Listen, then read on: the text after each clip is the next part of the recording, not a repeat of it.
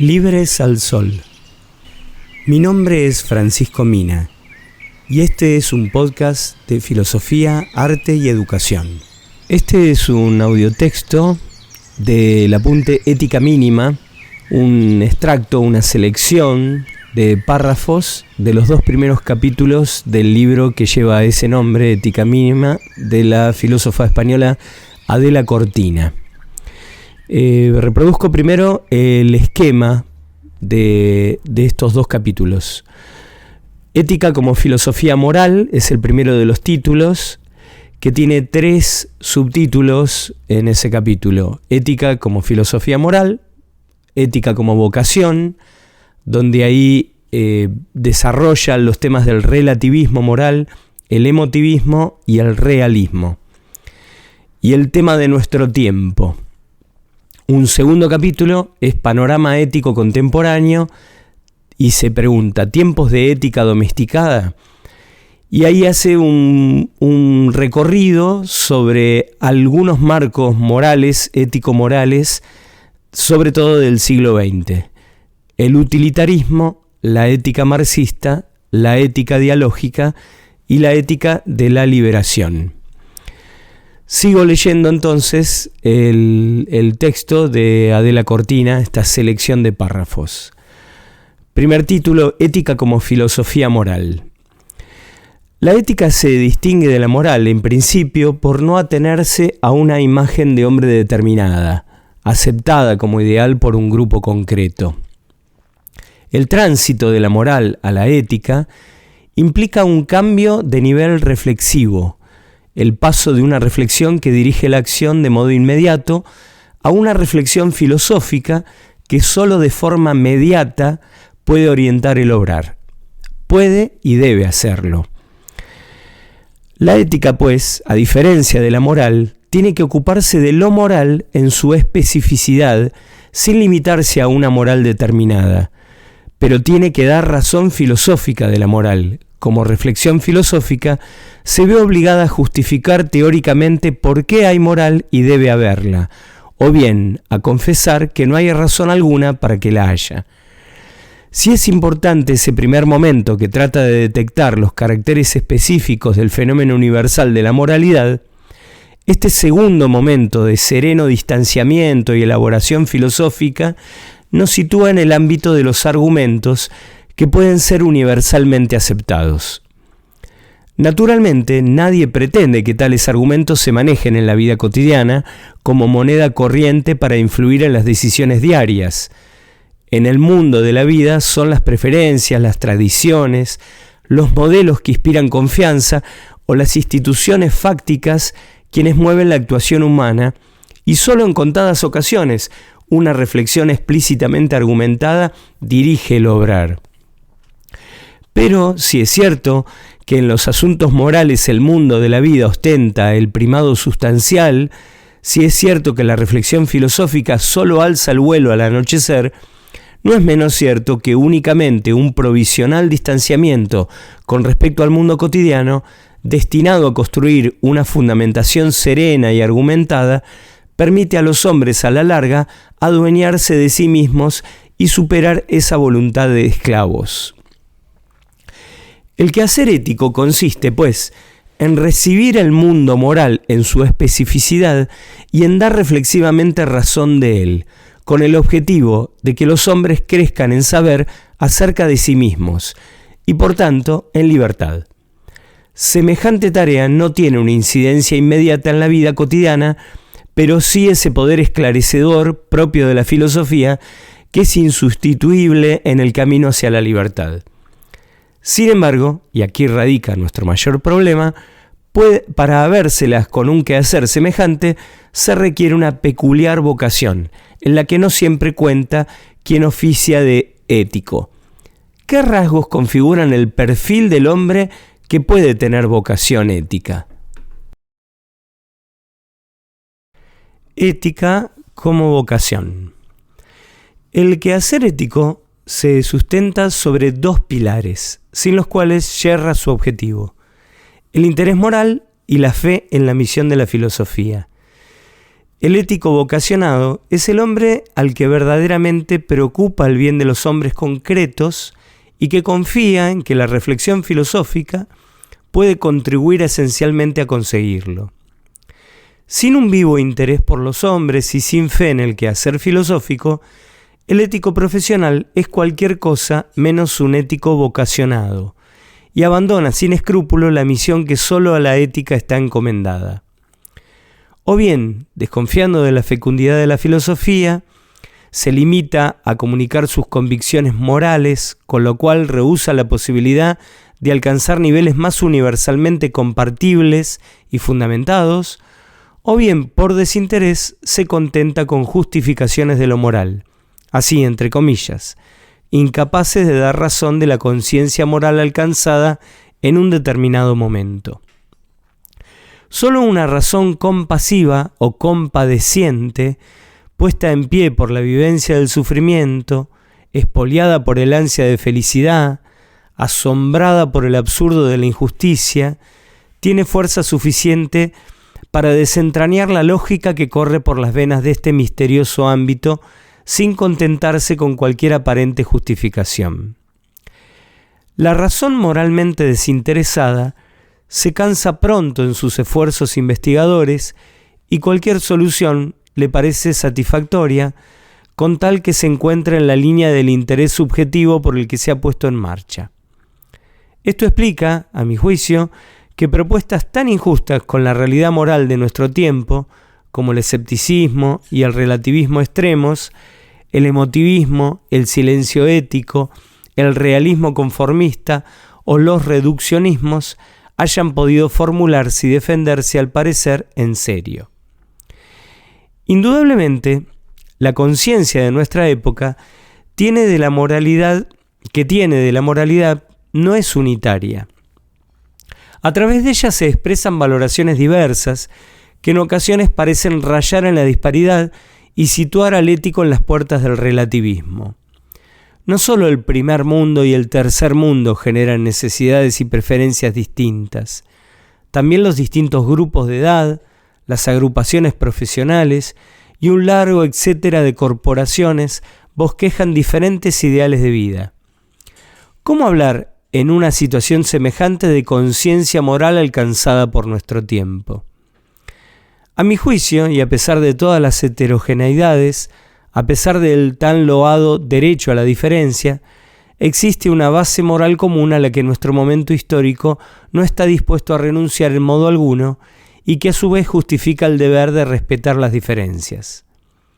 A la altura de nuestro tiempo, la base de la cultura que se va extendiendo de forma imparable hasta el punto de poder considerarse como sustento universal para legitimar y deslegitimar instituciones nacionales e internacionales, es el reconocimiento de la dignidad del hombre y sus derechos. El techo de cualquier argumentación práctica continúa siendo aquella afirmación kantiana de que el hombre y en general todo ser racional existe como fin en sí mismo, no solo como medio para usos cualesquiera de esta o aquella voluntad. Debe en todas sus acciones, no solo las dirigidas a sí mismo, sino las dirigidas a los demás seres racionales, ser considerado siempre al mismo tiempo como fin. Y cita acá de la cortina a Immanuel Kant en la fundamentación de la metafísica de las costumbres. Pequeño paréntesis. Hay un audio que hice muy sencillo, muy esquemático, sobre el imperativo categórico de Kant, que está también en estos podcasts donde estamos compartiendo este audio. Aun cuando las conculcaciones de los derechos humanos sean continuas y a pesar de que los discursos justificadores de las mismas resumen en la mayor parte de los casos un innegable cinismo estratégico, lo cierto es que hoy por hoy la premisa irrebasable de cualquier razonamiento en torno a derechos y deberes es el reconocimiento de la dignidad de la persona. Relativismo. Frente a una realidad moral semejante, la realidad moral solo puede medirse por la conciencia alcanzada por la humanidad, quedan pobres y cortas las justificaciones de cualquier razón desinteresada en el derecho al bien de los hombres concretos. El escepticismo o relativismo, tan aristócratas e ingeniosos aparentemente, resultan en verdad insostenibles en la vida cotidiana, porque nadie puede actuar creyendo realmente que no existen unas opciones preferibles a otras, o que la maldad del asesinato y la tortura dependen de las diferentes culturas. El escepticismo y el relativismo, llevados al extremo, son las típicas posiciones de salón, abstractas, construidas de espaldas a la acción real. En su versión moderada, intentan un mayor acoplamiento a la realidad moral, pero no alcanzan la altura mínima requerida, la del reconocimiento de los derechos humanos, que constituye un rotundo mentiz a toda pretensión escéptica y relativa seria. Emotivismo. Por su parte, el emotivismo destaca con todo mérito el papel de la sensibilidad en el mundo moral frente al intelectualismo y al excesivo racionalismo que ha dominado en corrientes éticas de gran audiencia. Pero no justifica el respeto al lejano, a aquel que nada nos dicen las emociones individuales, ni aclara cómo actuar frente a quienes nos provocan un auténtico rechazo. Aún más se complica la cuestión si, aceptando como única guía la sensibilidad, pretendemos identificar el bien con la belleza, porque cabe preguntar si está al alcance de todos los hombres juzgar a lo estético. Mientras un solo hombre muera de hambre o se angustia ante la amenaza de la tortura, mientras la incertidumbre del que no tiene trabajo o el riesgo de una guerra nuclear sigan gritando al sistema sobre su injusticia, mientras la realización de los derechos de los hombres estén tan lejos de la proclamación de su concepto, resulta éticamente imposible, sino éticamente cínico, siguiendo a Dussel, no solo callar, sino también jugar a lo bello. Realismo. Por último, las reducciones con su apariencia de cientificidad, con ese sentimiento de superioridad frente a los ignorantes que todavía creen en la misión específica de la filosofía y en el derecho de los hombres al bien, se empeñan en explicar el deber moral a base de lo que hay. Con ello vienen desembocando en un realismo conformista, que hoy se traduce en la aceptación acrítica de que la razón práctica se reduce a la razón estratégica, porque no existe más debe que lo que hay, y lo que hay son hombres movidos por intereses egoístas. Desde la última sofística, pasando muy especialmente por Maquiavelo y Hobbes, este realismo radicalmente injusto con la realidad sigue recordando que podemos explicar y predecir los comportamientos morales con tal de conocer los factores biológicos, psicológicos o sociológicos que componen la razón estratégica. La moral, en buena ley, debe limitarse a un catálogo de consejos que revisten la forma del imperativo hipotético kantiano. Si quien es X, hay Y. Las teorías contemporáneas de la decisión y de los juegos constituyen un ejemplo paradigmático y además formalizado y matematizado de semejante código moral. El tema de nuestro tiempo. El interés por el bien de los hombres concretos, motor objetivo de la ética inveteradamente, ha ido expresándose de modos diversos en el curso de la historia. Pero son dos, a mi juicio, las grandes preguntas que traducen la preocupación ética. La pregunta por el bien positivo, ¿qué podemos hacer para ser felices? Y la pregunta por el sustento indispensable del bien positivo, ¿qué debemos hacer para que cada hombre se encuentre en situación de lograr su felicidad? La primera cuestión, surgida en el mundo oriental, recorre a la ética griega en su conjunto y sigue dando sentido a la reflexión medieval y al utilitarismo de todos los tiempos. Lo que en definitiva importa a la ética es la vida feliz. Pero la convicción razonada de que el bosquejo de la vida feliz no puede ser idéntico para todos los hombres, desplaza el centro de la filosofía moral hacia el ámbito del deber. Si cada hombre posee una constitución psicológica diferente, su planificación será también diferente. Por tanto, no cabe con respecto a la felicidad sino aconsejar determinadas conductas desde la experiencia y carece de sentido prescribir universalmente. No le faltaba razón a Aristóteles en dejar la felicidad en manos de la razón prudencial, aunque erraba al creer que existe una función propia del hombre, cuyo ejercicio supone para cualquier hombre el bien supremo. La felicidad, diríamos con Kant, no es un ideal de la razón, sino de la imaginación, pero para posibilitarla es necesario un paso previo que ha marcado el rumbo de las éticas deontológicas de cuño kantiano, entre las que hoy se encuentran las más revelantes filosofías morales. Es preciso dilucidar quiénes y por qué tienen derecho a la felicidad y trazar el marco normativo dentro del cual quienes ostentan tal derecho pueden verlo respetado y fomentado. La respuesta kantiana, a la que la humanidad no ha renunciado, es bien conocida. Frente al utilitarismo que aboga por satisfacer las aspiraciones de toda la creación sentiente, cabe recordar que la supervivencia de unos seres vivos exige irremediablemente el sacrificio de otros, que solo existe un ser cuya autonomía es fundamento de deberes universalmente exigibles. Solo las personas, en virtud de su autonomía, tienen que ser universalmente respetadas y asistidas en su ansia de felicidad. Sin embargo, hoy en día, el eje de la reflexión ética se ha desplazado nuevamente en cuanto que no se reduce a la felicidad o al deber, sino que intenta conjugar ambos por medio del diálogo.